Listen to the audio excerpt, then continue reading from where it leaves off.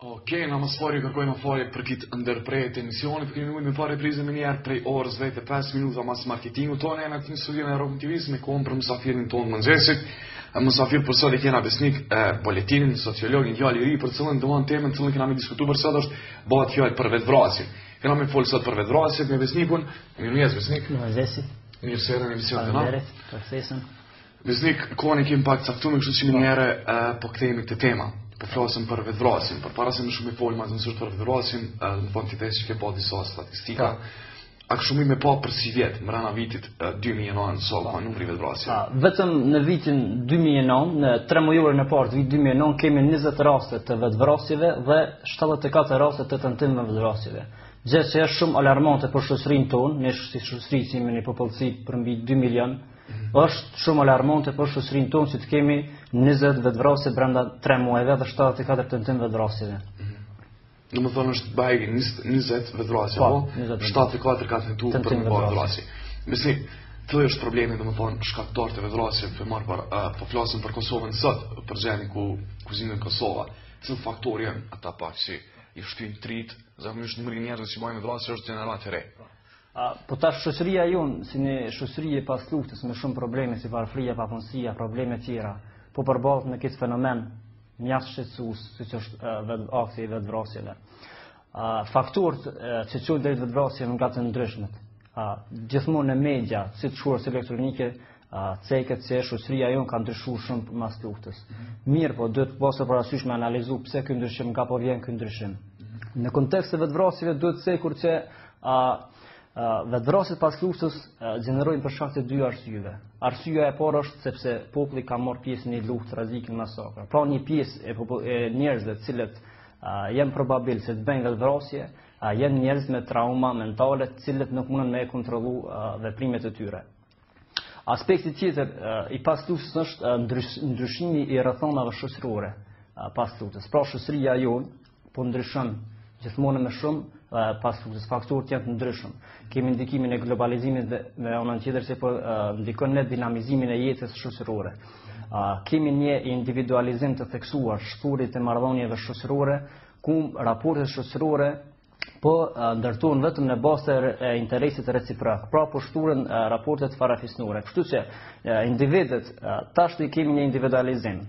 I përsham nëse një individ merret me veprimtari biznese, aktivitete tjera, ai gjithë përqendrimi i tij do të jetë aty.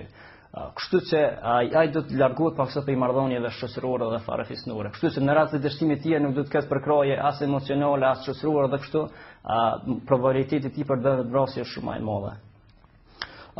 Faktor tjetër i vetvrasjeve tek shoqëria jonë, kur di se ne tash identifikohemi edhe si shoqëri tradicionale, faktikisht në tendenca jonë gjithmonë që të jemi më modern, thojza modern, sepse në shoqërinë tonë tani po kes kuptohet me kanë modernizuar. Po, kjo është problemi.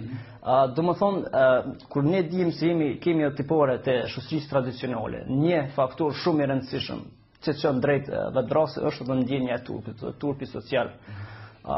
Po flasim për turpin social, folim pak edhe për familja patriarkale të na tradita ku ndeshme me këtë modern, në këtë kuptume pineve, dhe më thonë vjen puna deri te vetvrasja.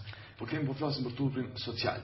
E mon masivi që dina si një pjesë e madhe e shoqërisë kosovare jeton në vazhdim të skajshme, mon shtresat kanë rrapë, ndohet s'ki shtresë të mesme, po ki shtresën e lartë dhe shtresën e ulët.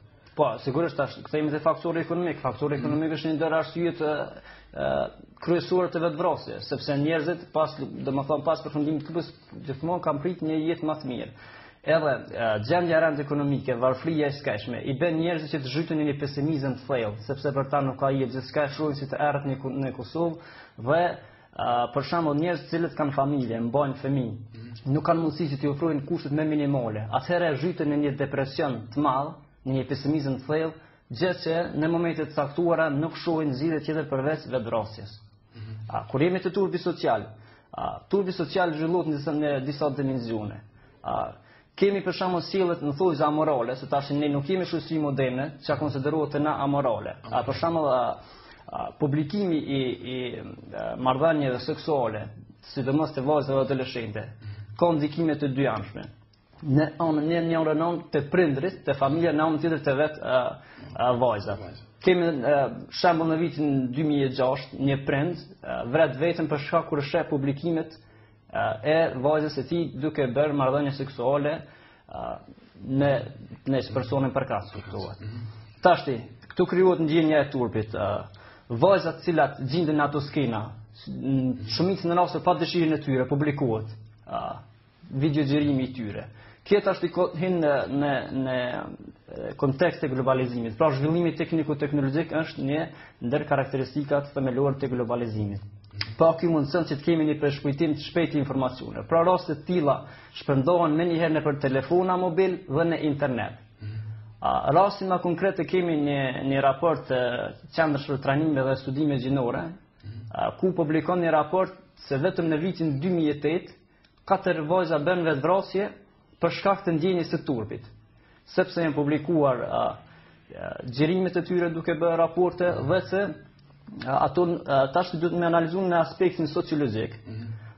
Pse ndodh kjo? Kjo ndodh sepse me vetë rastin e shfaqjes së atyre videoxhirimeve, klipeve, ato kalojnë një stres shumë të madh. Nuk kanë përkroje nga askush. Do të ikin menjëherë nga familja. Nga njerëzit perceptohen shumë ndryshe. Dhe ato shohin veten në një pozicion nuk gjejnë përkroje as të afërmit, as nuk gjejnë përkroje as të institucionet, nuk ka institucione përkatëse për këtë çështje as të familja. Kështu se mundësia vetme e tyre mbetet vetvrasja, gjë që është një rrugë shumë e gabuar. Duhet që familja të kuptojë rrethonat shoqërore në të cilat po jetojmë, të inkuadroj, të bisedoj, t'ia ulësoj atë ndjenjen e turpit që e kanë ato. Besnik, po flasim për një faktor pak më të rëndësishëm, zakonisht të na vetvrasje i vinë prezentata të treja. A mundon pas statistike, cila gjënie është domethënë që praktikon më shumë vetvrasje? Kemi disa statistika të nxjerra nga policia e Kosovës. Kemë marrë shembull vetëm vitin 2007 dhe vitin 2008.